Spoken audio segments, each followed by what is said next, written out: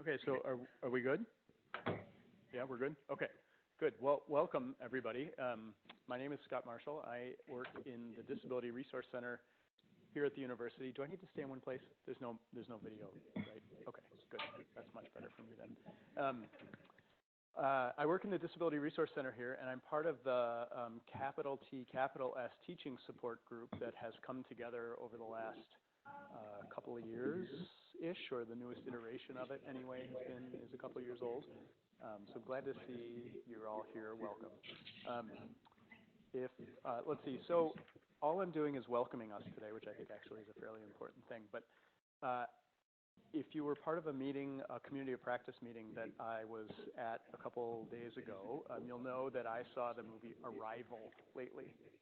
Have you seen this? Yeah? The movie Arrival. Yeah, these big eggs full of aliens, right, come from the sky. And it's this great movie because it's really about communication, cooperation, and it led to this question from my 13-year-old, which I love. At the end of it, sometimes I wonder if she pays attention to anything. She asked this question: can we change the future? I thought, oh my God, that's what the movie was about. It was about so much more than these stupid eggs coming from the sea. Like, right? It totally opened up this new. Just like a 13-year-old. So that's why I'm the popular one and Keith is the smart one. Somebody will tell him that later, right? So the movie follows this linguist, right? That she's trying to make sense of these issues. They call her and they need her to do some translation. And this is Amy Adams' role as Louise, somebody. But she goes and she's trying to make contact with these folks and try and understand what they're saying. And one of the things she's written in her professional life, and it's probably a quote from some World War I general, that language is the first weapon used in war. Right? Have you ever heard this before? Maybe some great movie writer came up with it. But language is the first weapon used in war, which I think is a really powerful statement and probably true if we think about it, right? So these people, or these beings are there, and they're trying to figure out, okay, what are you doing here, and what do you want from us? Those are their two primary questions. And at some point, she starts to decode their language, which written, if you can call it written, looks different than anything I've ever seen, other than scribbles from my 13-year-old when she was 4.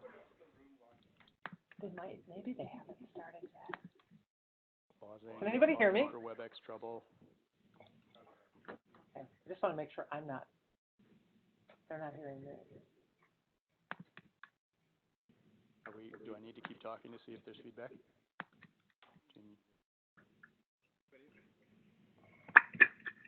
Sorry, we're folks online. You're probably telling us that there's feedback, and now I'm telling you that there's feedback. That's exactly what a feedback loop is, isn't it? Right? It's this little thing, and then it gets louder and louder and louder, and then we all freak out. We good? Do I need to keep talking? No, we're good. We're good. Keep going. Okay. Okay. So anyway, all right. I'm gonna speed up and make this as quick as I can in the next 2 minutes. So at some point she decodes this message, and the army wants to know, what do they say? And she says, offer weapon. This is the phrase she decodes. And the military goes into military mode, right? Like, oh crap, we're being attacked. That's why they're here. They're here to attack us. And all, it's a completely nonviolent movie, so there's no attack. But she goes off, and no spoiler. It's okay. That doesn't. If you want action, go rent Jason Bourne or something, right? Okay. But so what she does is she starts thinking about this, and she says, you know what? Is it about weapon, or could it be tool? Maybe they don't know the difference. Maybe we're not discerning, right? Maybe we're not nuanced enough I don't have a deep enough understanding of the language to know whether they're saying weapon or tool. So then it turns out, I won't tell you.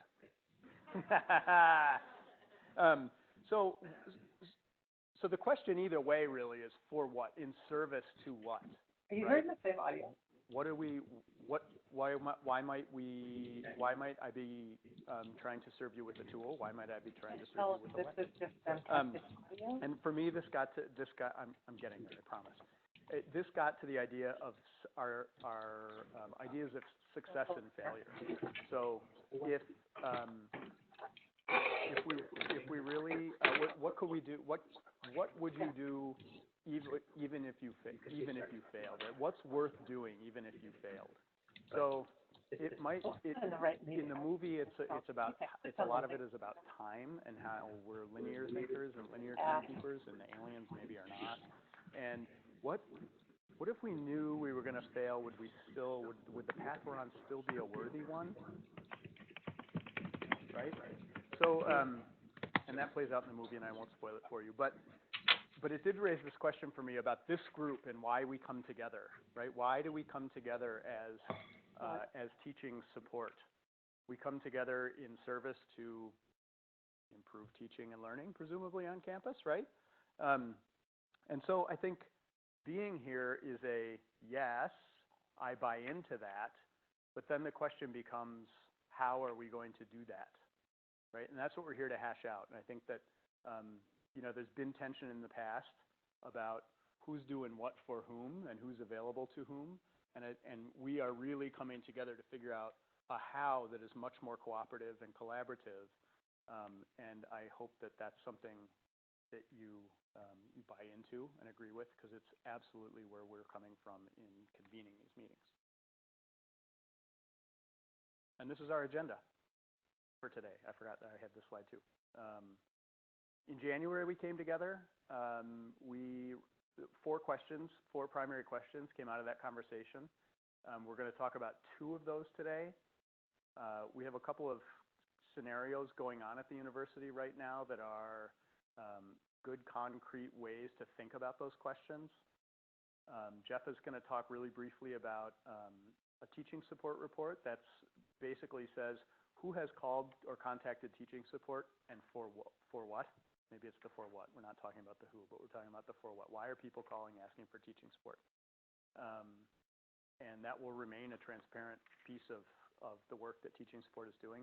And then to talk about what are our future agendas look like for these gatherings, these all hands gathering. Okay.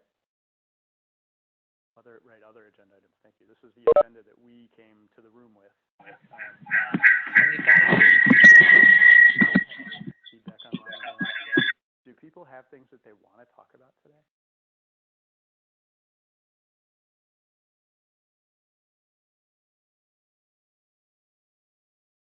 Anybody online? Is anybody still watching? No. Chat online if you have topics that you want to talk about. It'd be mute all entry. Did you see that message? Mute all entry. Okay. Okay. Well, we'll carry on with our agenda, I guess then.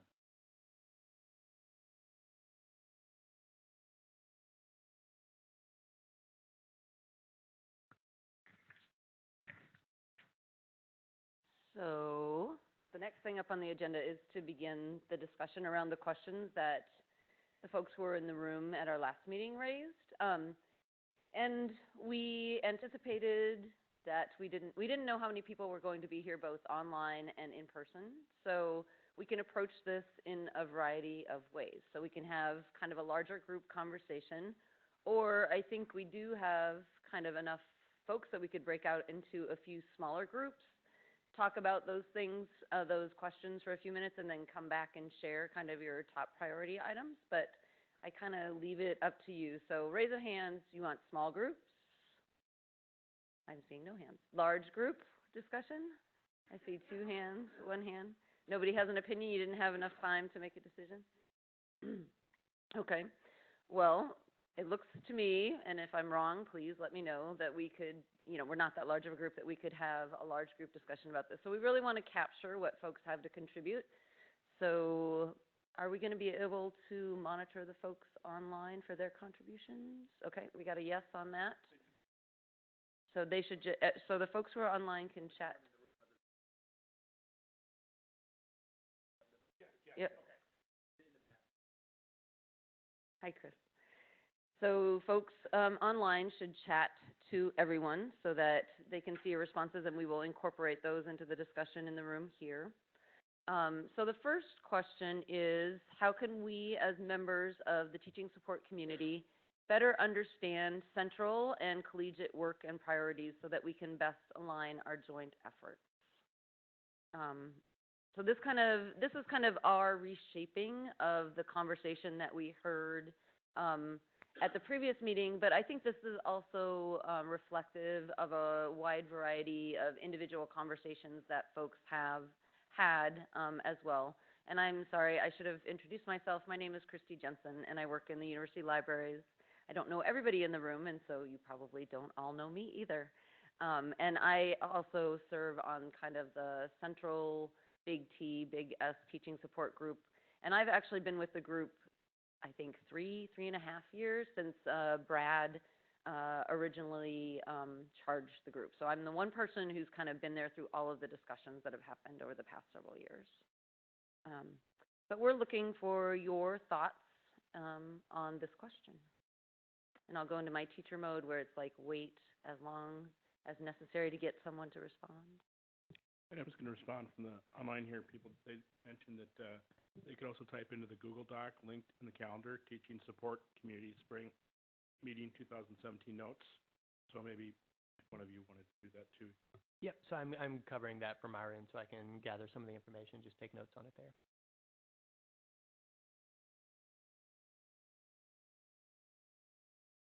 I think Keith will read from that document if folks share there, and we'll get the other folks' feedback as well from online.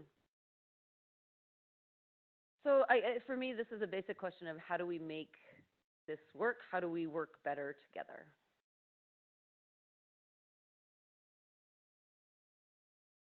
Are there other reiterations of the question, or can we talk into the microphones and maybe introduce yourself for the folks who are online? Hi, this is Kelly Binkowski at PS. Hello, sir. Hi, can you hear me now? So I'm wondering if part of this too is just being aware of what other things are out there. I mean, what the rest of the work that we all are doing. As I discussed this with my colleagues a little bit, it felt like a lot of where our disconnect is happening is in the handoffs and the dissemination, the communication around local versus central work, especially with the new teaching support at UMN, like knowing how that's all getting funneled, and it feels like we need. So would that include like documentation? Well, Tracy says yes, and CFAN. I think we were more concerned with the actual process and workflow and the communication between the levels and who should be doing what parts of this, of handling some of the questions.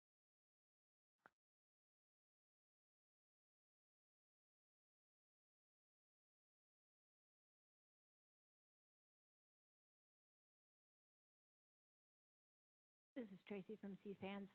It does feel kind of amorphous to us too in CFANS. We're not sure how the work of this group is defined within the group, and how the relationship with the units could be. I don't know that it is defined exactly, and so we're concerned with workflow too, but communication, transparency, that sort of thing. And I guess the reason I nodded so vehemently at the idea of documentation is because it feels that like it isn't concrete, and if we wrote it down, we maybe could refer to it. Well, this is how we're working on it, because this group doesn't have an office exactly, and there are those sorts of things. How does a consortium do this work? How does who do we apply to if we are wondering what the plan is or what happens next or whatever. So yeah, just starting to get some of it down and having those discussions on particulars would be really helpful. Great, thank you. I'm Chris Gorman. I work at the Center for Educational Innovation. And one of the things that's kind of coming out to me, or that strikes me from being in one of the central units, is that each relationship with each collegiate unit is very different based on what resources and priorities each unit has, and so it almost seems like in order to work better, if we were going to document it, maybe the choices and relationships need to be at the level of the collegiate unit, so that, because how we interface with CSC and CFANs are gross.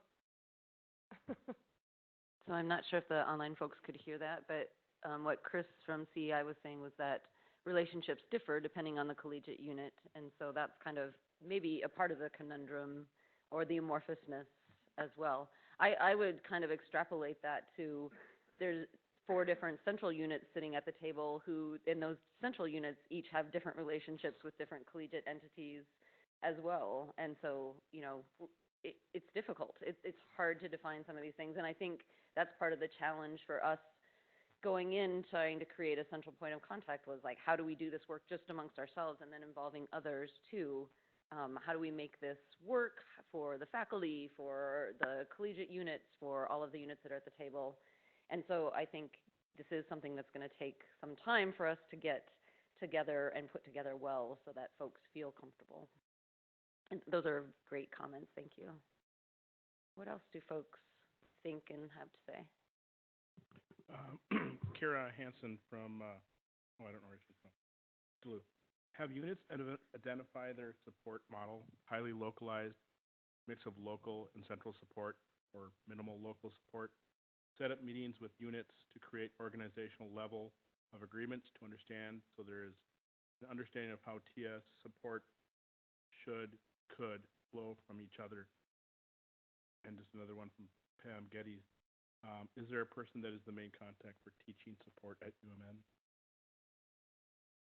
So I think that folks in ATSS have been working on setting up those different kinds of levels of support and the workflows that go around them. Is that right, Sarah? Yeah, I think I can expand on what Kara was saying a little bit, that it's actually the continuum of support. So it happens to be Susan and I that are in ATSS, but not in our ATSS role necessarily. That we did put out a triage report that was recommending teaching support sort of be a door into triaging where faculty want, because what we've heard over and over again is that faculty want a place to go. They don't want to have to make decisions on, do I go to ATSS for this? Do I go to CEI for this? And that was sort of, you know, the purpose of teaching support. And that's our recommendations. Part of our in the recommendation of the triage report, one of the appendice links has started like a memorandum of understanding that lists the type of things that teaching support could do. And I think our intention was that, and that's something that would need to be figured out here, is that each college would have a different sort of agreement of what they know that they would want to take on, and what, depending on their level of support. If they're highly level of support, they may say, forward everything to us. We don't want to, you know, everything that comes our way we'll deal with. And then other people may say, no, you teaching support, take on anything video related. We'll take anything Moodle related, you know, and have those sort of nuanced agreements. And so that's, I think, one of the things that has been brought up and thought about, but not defined yet. And I would add a comment to answer the last part of that, one of those questions, which was, is there someone to contact with regards to teaching support? And there is no one individual. The best way is to use the form that's on the teaching support page, and then all of the individuals, which is Keith and myself and Scott and Jeff Lindgren, who meet on a weekly basis generally to talk about what's going on and how we can do this work together. It would go to all of us so that we would all be able to figure out who would be the best person to respond to questions that arise related to teaching support. And then we also have a sponsors group that includes Al Bites, who's what is your official title, Al? Director of the Center for Educational Innovation, but he also works with Donna Leotardo and my boss, Claire Stewart from the libraries, and what's Donna's last name? Donna Johnson from the Disability Resource Center. So those 4 folks meet kind of at a sponsor level. We communicate with them. They're thinking about the work that we're doing and where we belong and all of those sorts of things as well. So we can also move communications up to their level if that is more appropriate. So the best way to get a hold of teaching support is not probably through a particular individual, but if you are more comfortable talking to one of those individuals, I know that we would all be happy to to talk on a one-on-one basis and bring information to the table on somebody's behalf as well. I'm Christina Peterson from the Center for Educational Innovation, and I will take your question at face value. And something that seems like it could be done immediately is either add collegiate people to your team of 4, or create some type of advisory board or advisory panel that you communicate with back and forth on a regular basis. Great. So we've had both of those suggestions out there from a couple of different folks, I think. I'd like to know from other folks what they think about those options, if they have any feedback on those.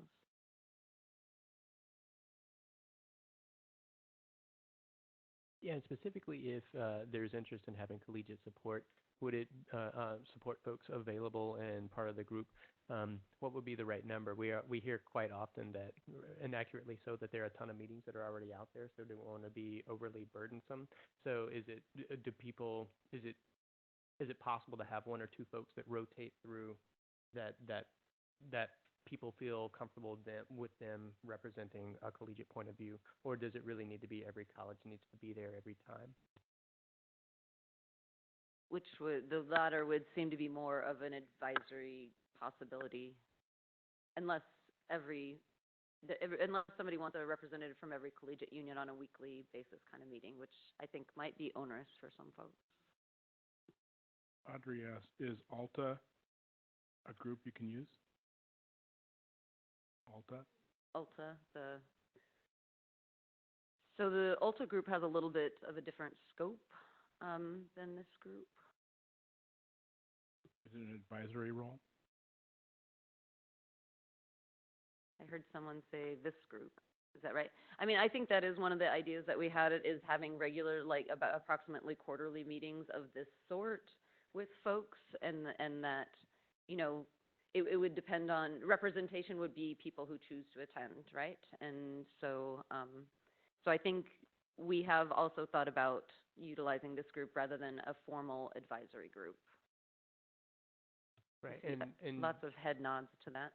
And specifically to answer Audrey's question, I believe that there probably are 2 different entities. So the ALTA group was intended to provide a faculty voice, the 28 faculty representatives, and the group that's meeting here, and the folks that have usually wanted to make sure they have a chance to be more involved in this tend to be the academic technology support staff and the units.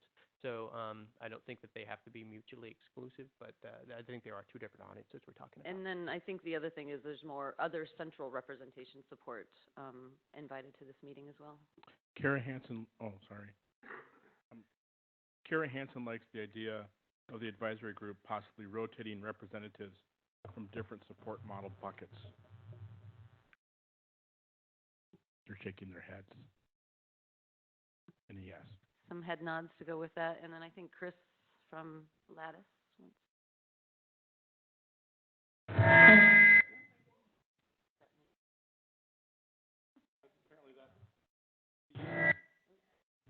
Let's use this one. As you know, as we're talking about advisory boards and how we're going to work together, I'm wondering what is the scope of our endeavors? Because, I mean, it seems to me that the initial discussions that I had about teaching support were mainly logistical. I mean, just trying to figure out how are we going to coordinate our efforts. But I'm wondering, you know, in addition to that, what are the problems that we're trying to address? What are we trying to solve exactly? In which case we might want to consider, you know, is an advisory group the best fit? We could consider other formats like a limited number of, you know, sessions where we can get together and, you know, agree on what is it that we want to address specifically and just kind of work our way through it. I think that's a great point. Really defining our process before we figure out what works.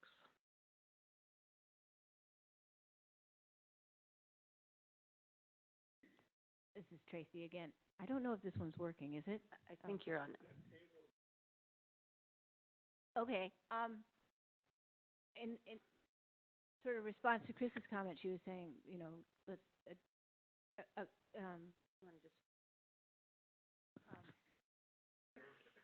if we were to go through it in sessions, define the work and go through it in sessions, that makes a lot of sense to me in terms of establishing how we work.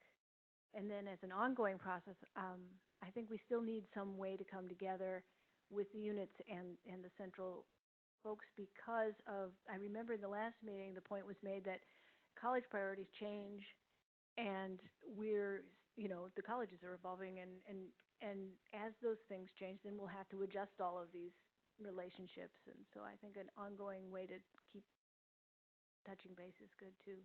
But I did like that idea of doing the initial work, like working session kind of thing. Is that what you're thinking?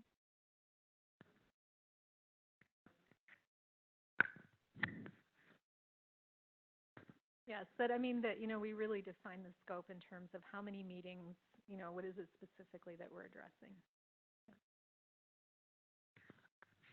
I agree that, it's like we all have kind of constantly changing environments. So things will be changing on the collegiate end and things will be changing on the central side too, and for many different units. So I do think we have to think about how those, so what does the group kind of touch base look like? What does more of a individual touch base kind of look like? And I think that the Continuum Sort group has been having some individual conversations.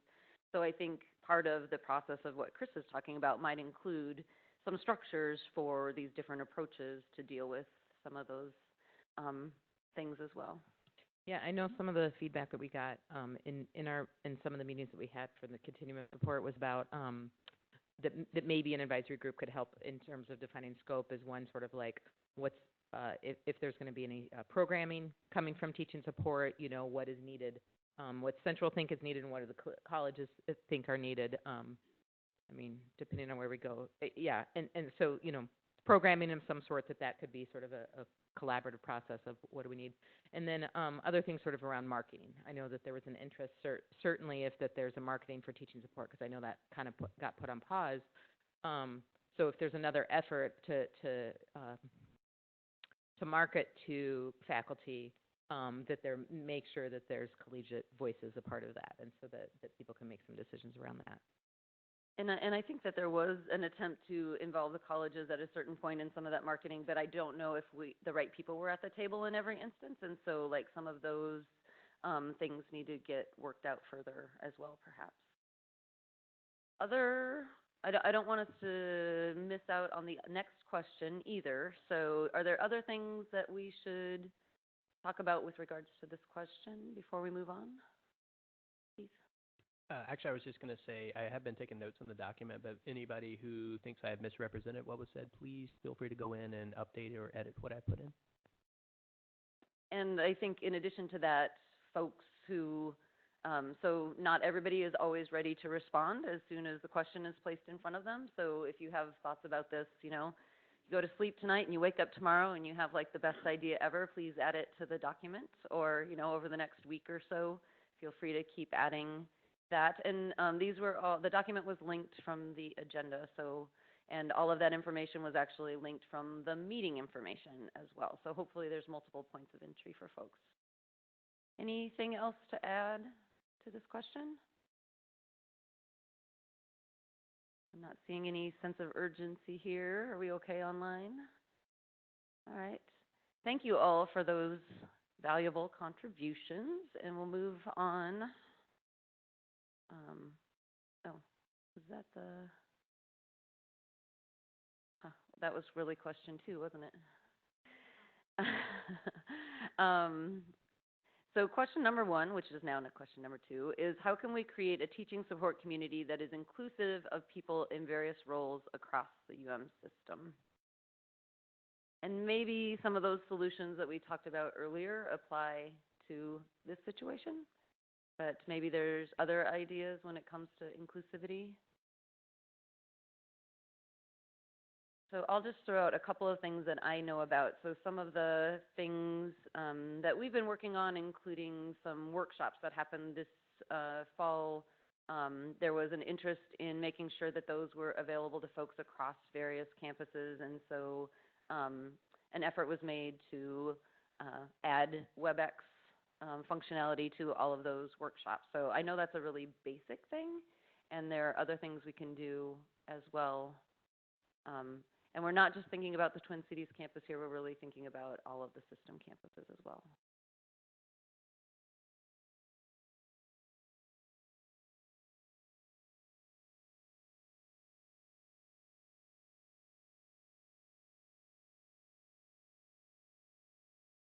So maybe a different take on this question. I think there are a couple of different ways that it could be interpreted. I'm also wondering, from a central point of view, how do we best understand what is going on in your college? Like, there are tons of really great things happening in all the colleges that are going on right now. How do we make sure that folks are aware of them? Myself, obviously, I'm interested at the central level, but again, mostly with regard to being able to share with others when they have questions that have already been answered, and we just don't know that another group has answered them already and that kind of stuff, so we can share resources, that kind of thing. Hi, this is Callie again. I'm sorry, I'll scream into the microphone so you can hear me. I am thinking, if you're going to have these quarterly meetings where you're actually gathering all of us, knowing that we would need to come possibly prepared to just talk for a few minutes either about exciting things we're doing at the college level or new priorities we're taking on or updates on things. I mean, just, like we go around, we introduce ourselves, but we don't stop to say, hey, we're actually trying to get some online courses in our college finally. We're way behind everybody else. So, there's what we're working on. If you have suggestions, come and help us. I mean, but we don't take that time because that, in essence, would take up probably half the meeting because there might be some back and forth questions going on, but recognizing that that actually would be a valuable use of our time. And to have that out there in meeting notes or whatever, and then people could update. I mean, quarterly seems reasonable, and it means we get an idea of kind of what's going on every couple of months. I think that's a great suggestion. I agree. Would you think that needs to be in a live meeting? Is there more value in having that where we actually are in the same place, or just to have sort of like a rolling document, honestly asking? Live, because of the conversation and such that goes on. We tried this once in a meeting recently where we were just amongst a bunch of IT people, and we're like, well, what are you working on right now? And I figured it was going to be this, hi, my name is, and I'm currently working on this project. And it would just whip around the room. And about 20 minutes later, we were almost done going through a group of about 20 minutes. Like, there were conversations happening, people were asking questions, and that's kind of what you want to have happen. So I think live is essential. I think so too. I think documents don't get looked like we all have a deluge of email. Maybe it's just me. Like, there's too much stuff to read, and so like if I'm actually forced to go and read something, I don't know if I'll actually take the time to do it. Whereas if I choose to go to the meeting and listen to what somebody has to say, it's much more engaging and interesting to me. Kate Martin, I agree that a live meeting is better with the option to join by WebEx. Unless the microphones are a whole bunch of different levels, then it's hard.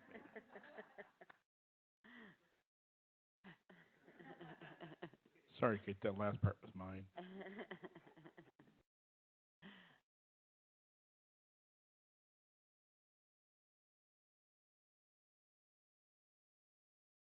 Can I just echo and kind of support the notion that kind of came up earlier with Tracy and Sarah in different ways about having kind of collegiate level agreements or conversation that happen regularly with central and particular units from a central perspective would be really useful for being more inclusive, because then it's getting those updates, it's getting that, okay, we did our agreement now, we're going to do it again yearly or bi-yearly, and then we check in. And now I talked, teaching support talks to Tracy now.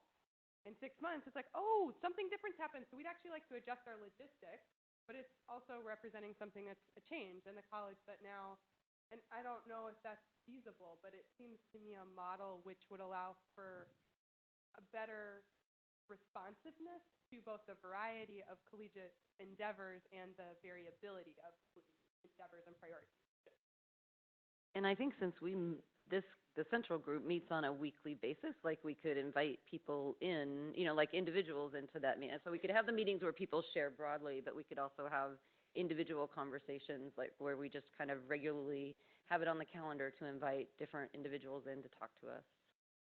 which might serve the advisory function like as well, because then you'll be getting those different perspectives, and then you'll see things that you could link together into other things like programming and whatever else we want to work together on, either centrally or with other units coming together to provide support maybe for the wider university community.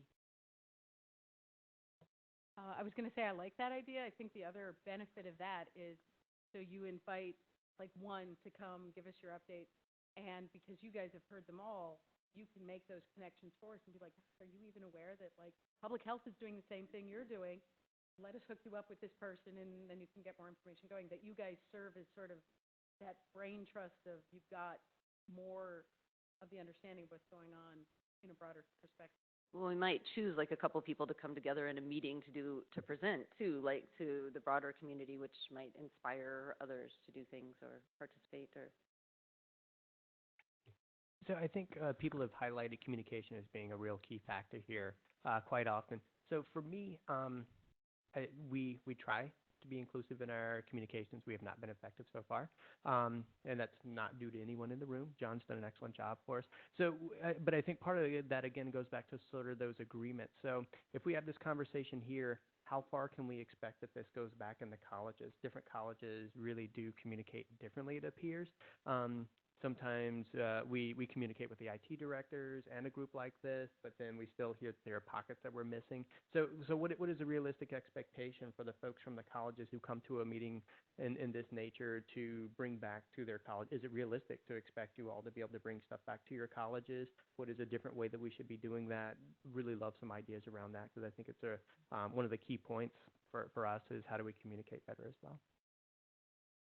Well, and I think that might be part of the individual conversations too, like who are you going to talk to, who else do we need to reach out to in your community, that sort of thing, and how, like finding out more from each of the groups about how that would work most effectively within your collegiate unit or department, or depending on who we're talking to.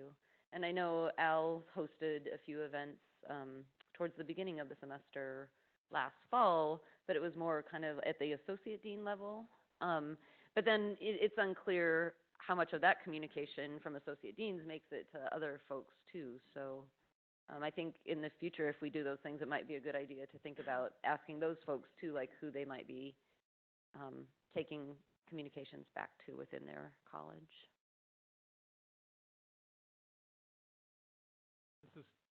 This is Scott. Is it on? No? I'll just talk loud. Is that better? I'll use this. That's good. Thank you. Okay, this is better. So I want to throw out caution to this idea of or maybe the other side, to the hub and spoke idea of a wheel, because wheels revolve around that hub, and I think we're trying to get away from that to some extent. Not saying that that's the way it would play out, but I mean, the way I come into this conversation is very much that this needs to be a much more egalitarian and collaborative effort than it's oftentimes perceived to be. I agree that a central hub can connect resources, is well positioned to connect resources and people in ways that the folks on the spokes are not, but it necessarily creates some inequity because there's power in that information and how it flows through, how we're saying we want it to flow through the hub. So not that it's a bad idea, I just want to be really careful about how that gets implemented if that's a model we move toward. It would mean that there needs to be strong, consistent, collegiate commitment in that hub. And I think we're all calling out to some extent that creating something like this, whatever this is going to require commitment from people, consistent commitment from people, and that's hard, right? Finding time in my work week is hard, and I think we all need to acknowledge that. So we're trying to make do with some extra space, and I don't want to create more inequity. I want to create less inequity, more equity. I guess that would be the better way to say it. I'm from equity and diversity.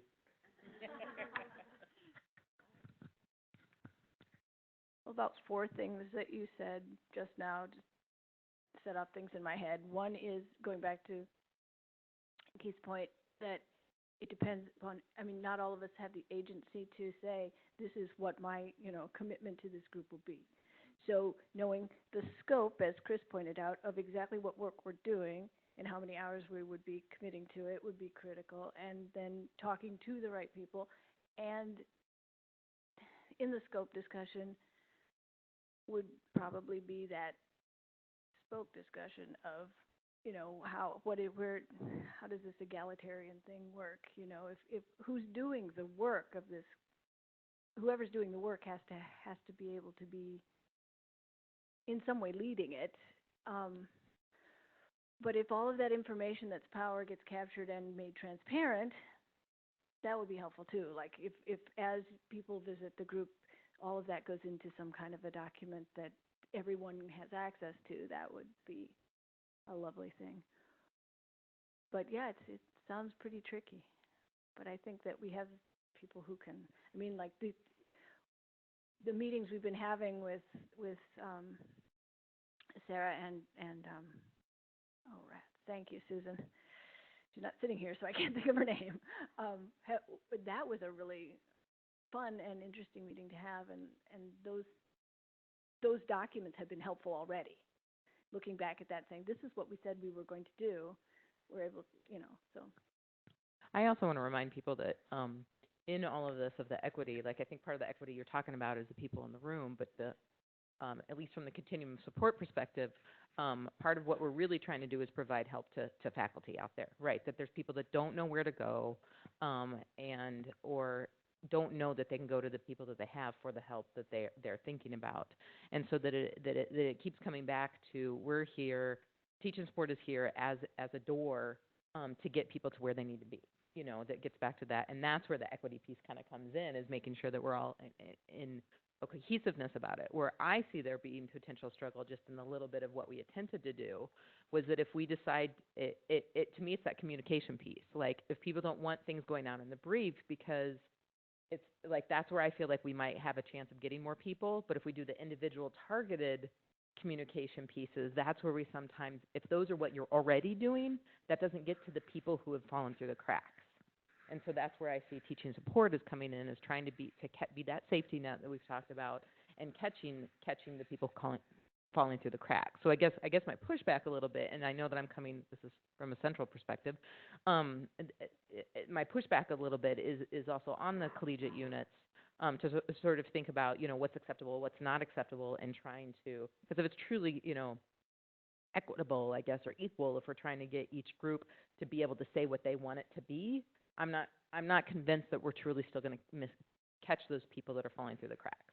That sometimes it's got to be a central effort to communication piece that goes out that tries to get everybody. So that's just my 2 cents right now. So I just wanted to add something. Jeff Lindgren from the Center for Educational Innovation, and just wanted to piggyback on something you were saying, Scott. I mean, this idea of we want to connect more individually with units, and the idea of inviting units to our weekly meetings is maybe one idea to address the equity issues. But I was also hearing a lot of support for the idea about us getting together as a larger community and having opportunities for colleges and everyone to share what's going on in their part of the world. And I think there's probably a way to do both of those things without it being too onerous in terms of timing. So I just want to throw that out. Well, and the other thing that I just would want us to think about is, like, so the informal e-learning group exists, and I think some of the showing of cool things happens there. And so, like, if we were going to have a process where we scope, we're going to want to think about what else is already going on campus and where this fits into that bigger picture. So we're coming up on 10 till, and we have a couple more things to do. Are there other, I think. Okay, so there is an online comment. I think defining what teaching support is, as listed on the agenda, will help us answer this question. Also, having quality WebEx meeting is inclusive, with a smile. From Kara Hansen. I do think we have much better environments on campus to have better WebEx meetings now. I know it can be cumbersome sometimes and difficult, but we're much better established for that.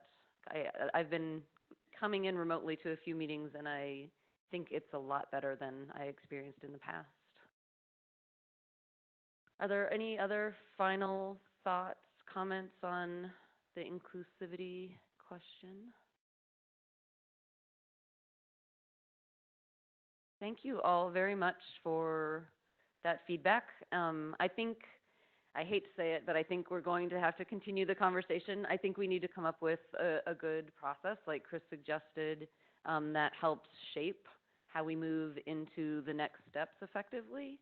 And I'm happy to say that my partners in crime are great to work with, and I think we'll figure something out that we can all work on together to make that happen. And I think Jeff is going to chat next about a few things, or is it Keith?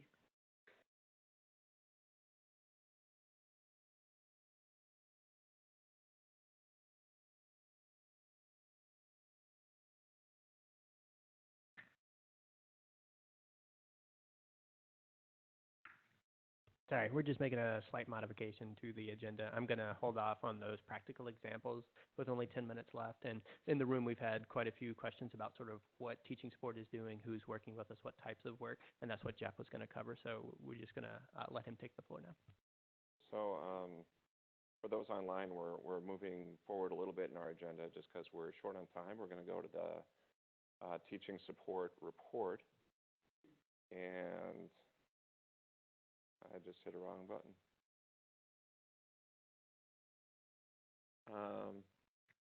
No, I did hit the right button. All right. So there's been a request for more information about the teaching support intake. What are the just what's happening there? How many people are actually contacting us? And so this is, I'm just going to briefly go through some of the highlights here. So big thanks to Sarah for putting this together, Sarah Shane. And this is something I just invite your responses to. Is this the kind of thing that you're wanting? But just to highlight some of the headers here. Excuse me, I'm getting over a cold. So the top categories are of things that we're hearing from people who are contacting us through the teaching support intake. Some of them are technical, so can't connect to Moodle from my office. How do I delete a course in Moodle? So there's several questions of a technical nature that are coming in. That's one category. Another category is the pedagogy and technology stuff, and I think this is kind of more of what was intended for the intake. So lots of questions around flipped classroom, and then just a smattering of other questions here related to teaching, to pedagogy, to technology. Several questions, not surprisingly, around Canvas. In fact, we get a big burst of responses anytime there was a publication around Canvas. So that's captured here. Questions for the libraries. Other questions are a little more focused on what you would usually contact OneHelp for. Accessibility questions. And then at the bottom, there's a chart that just tracks, according to your college. If we take dentistry as an example, we see that 2 people from dentistry have contacted us for consultation, a question,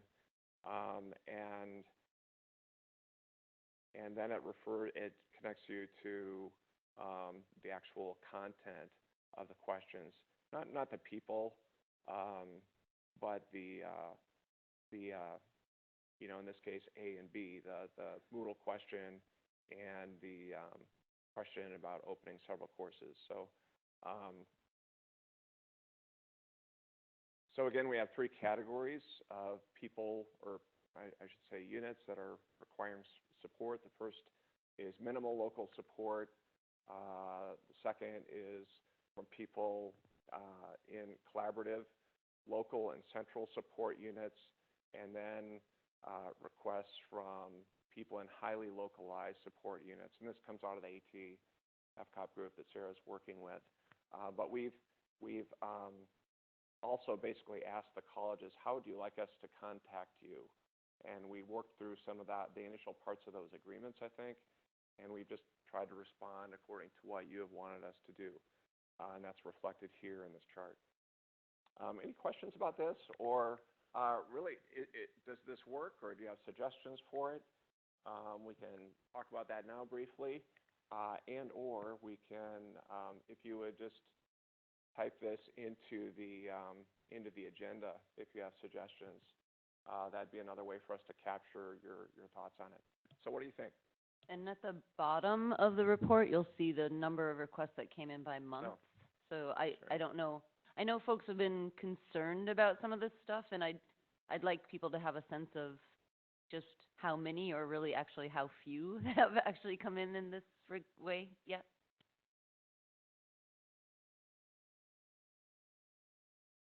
So there have been some requests around transparency, what's coming in, how it's working. Would a report like this that comes out at whatever is the appropriate cadence, would something like this meet that need that you're talking about, or is it something else that you're looking for?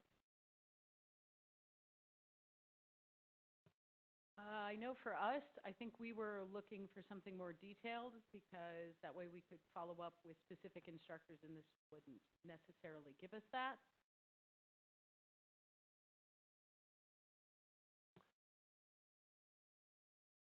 Sure. I agree. We would want to see who has asked and what they needed and how it was dealt with. Sure. So I think a couple things here. One is that if you as a college want us to, if there's a question about academic technology and you want to know who that person is, we'll do that for you. So you'll actually get connected to the person. You'll have all the information around that you would like. So just let us know if that's not what you're getting right now, and we can arrange for that.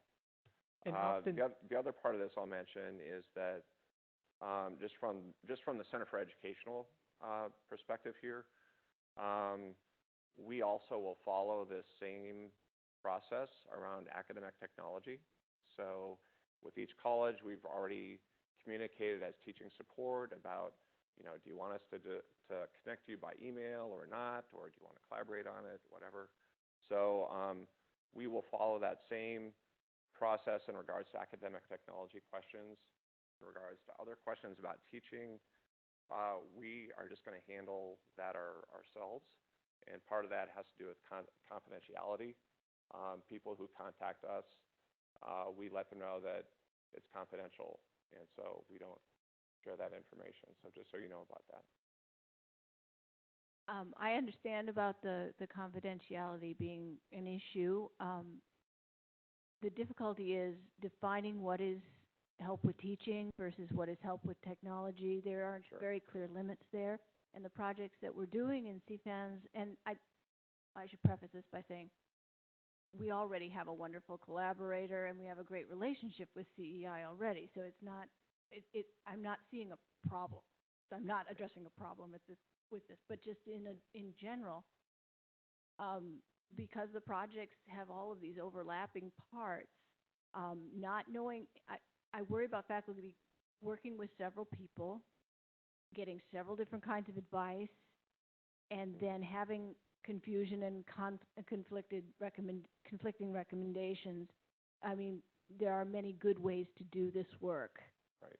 And I've seen a couple of people who have been frustrated by getting into that situation. I think there have been cases where, even from CEI, where we've early on, where we had questions about academic technology, we tried to help the faculty, and then the person in the college was like, we don't really support that tool, so this is problematic. And so what we're doing is, if it is about academic technology, we do get in touch with the college, and because we don't want to be supporting something that's not supported at the college. It's probably imperfect right now, but just to let you know that that's what we're trying to do. Some things may fall through the cracks, but that's our intent. That's excellent. And I'm sure people would appreciate that. But I don't think it addresses the whole complexity of the issue, is the only thing. Okay, yeah, Chris? Oh, yeah, sorry. I mean, I've brought this up before with you all that if you mention confidentiality, I would love to have a conversation about that and how you manage it, because, I mean, it doesn't necessarily mean restricting the information to some people. I mean, there are different ways that you can address that. So, for example, I mean, if you are, informing us that this is, because it is in the best interest of the faculty who are working with you, that they need to, they might want to know who are the available resources, we might come in to help. I mean, wouldn't you inform them that it's not like we're keeping it under lock and key, right? So, and, so that kind of thing, I mean, I would love to, rather than to say this is, a closed issue, to consider that, in the context of a more inclusive and expanded network of, of available consultants, maybe that's the kind of thing that we should be discussing. I would just add that another thing that we're trying to do is, thanks, Chris. We're trying to, when we consult with people, to let them know about in the colleges that there are resources available for you. And that's been done probably unevenly so far, but that is something that we have been and are trying to do.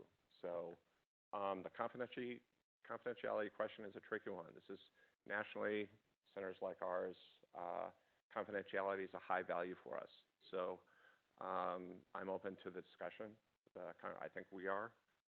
But for, faculty or instructors don't always want a lot of people to know about what's happening with their teaching. Maybe they got bad SRT scores and maybe their department's not supporting them, or there's many reasons why we have that kind of approach.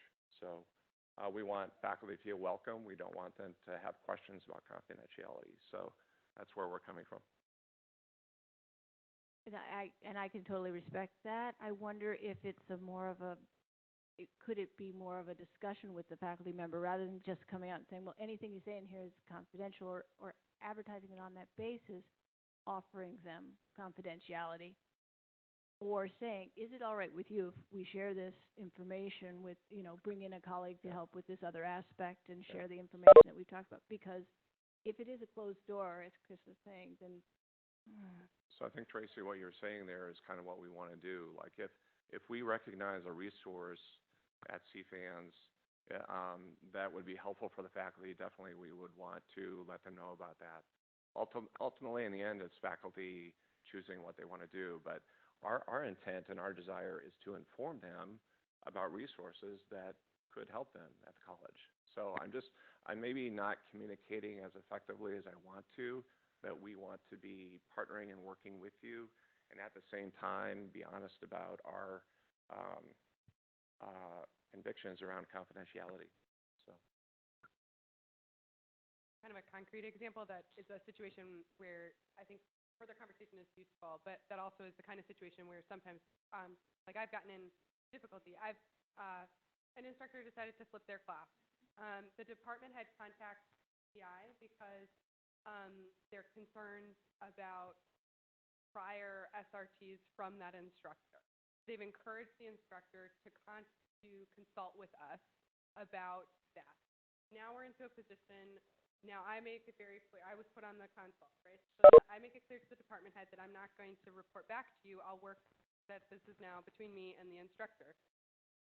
So I work with the instructor on this flipped class, bring in central and local resources as needed for the project, but when the department head calls my office 2 weeks later to ask how the teaching is of the instructor, it's important for me to be able to say to that department head, I cannot discuss with you the quality of their teaching when that call gets made. But that's the kind of situation that it's not, that is why the high value is placed on confidentiality, so that that instructor can come and have open conversations about the difficulties that they were very, very real with their students, and very explosive and potentially damaging to their career And the department head, even knowing that we were confidential, did call me to ask, and I had to tell them, no, I'm sorry, I can't discuss that with you. And that's the trick, is that we want an instructor to not be comfortable coming to us or to teaching support because the department head could call. And I've welcomed the conversation. Yeah.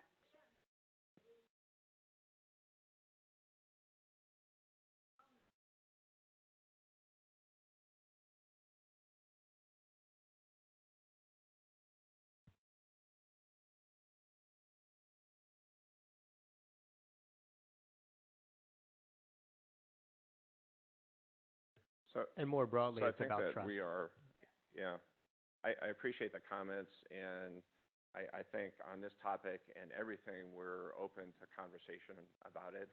My intent was to let you know where we're coming from. And, but this whole effort is a continuing conversation, and we're at time, so I want to be respectful of that. The last agenda item we didn't get to was to talk together about the upcoming meetings and what we would like to do. I'd like to suggest we send out a Google form or a spreadsheet and invite people to not only share ideas, but also, I think, like we've done before, to indicate which topics you would like to cover, and that way we'll have a sense from the community what the aggregate is. So thank you, everyone, for coming today. Appreciate the conversation, and we'll be in touch about next meeting. Yeah, thanks everyone for coming. Know it's been a very busy week with a lot of meetings. Appreciate it.